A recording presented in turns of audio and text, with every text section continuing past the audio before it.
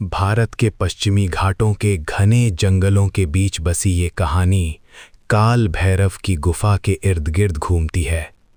पुरातत्वविद आर्यन, जो पुरानी सभ्यताओं की खोज में लगे थे, उन्हें खुदाई के दौरान मिट्टी के नीचे दबी एक प्राचीन ताड़पत्र यानी मैन्युस्क्रिप्ट और उसके साथ कृष्णशिला का करंडक, एक काला पत्थर का बक्सा मिला।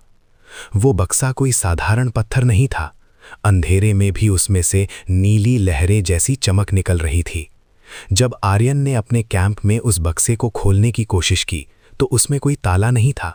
उस पर संस्कृत में एक वाक्य खुदा था, जो स्वयं को मिटाने के लिए तैयार है, सत्य केवल उसी के सामने प्रकट होगा।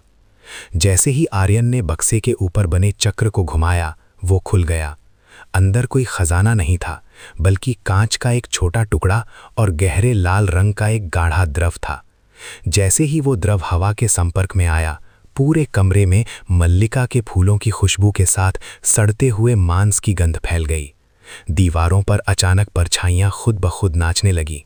वे केवल परछाइयां नहीं थीं, बल्कि हजारों साल पहले उस गुफा में दी गई नर बलि के दृश्य थे, जो जीवंत हो उठे थे।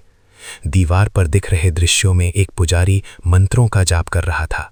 उस पुजारी के हाथ में वही बक्सा था जो इस समय आर्यन के पास था। जब आर्यन ने करीब जाकर उस परछाई का चेहरा देखा तो उसके पैरों तले जमीन खिसक गई।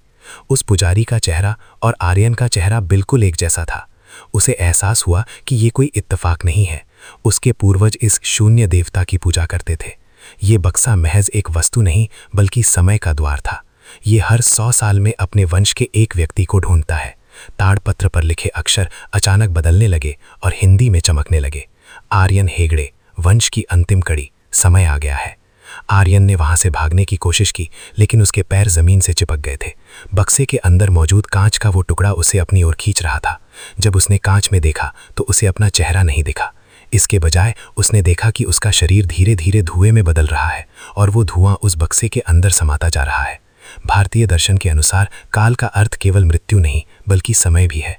वो कृष्णशिला का करंडक आर्यन की यादों और उसके अस्तित्व को निगल रहा था। अगली सुबह जब उसके साथी कैंप पहुंचे तो वहां आर्यन का कोई नामो निशान नहीं था। वहां केवल वही काला बक्सा रखा था, लेकिन अब उस पर एक नई नक्काशी उभर आई थी, आर्यन के चीखते हुए चेहरे की आकृति। आर्यन अब इतिहास का हिस्सा नहीं रहा, वो खुद उस प्राचीन अभिशाप का रूप बन चुका था। वो बक्सा एक बार फिर मिट्टी में दफन होने के लिए तैयार था, अपने वंश की अगली पीढ़ी के शिकार का इंतजार करते हुए।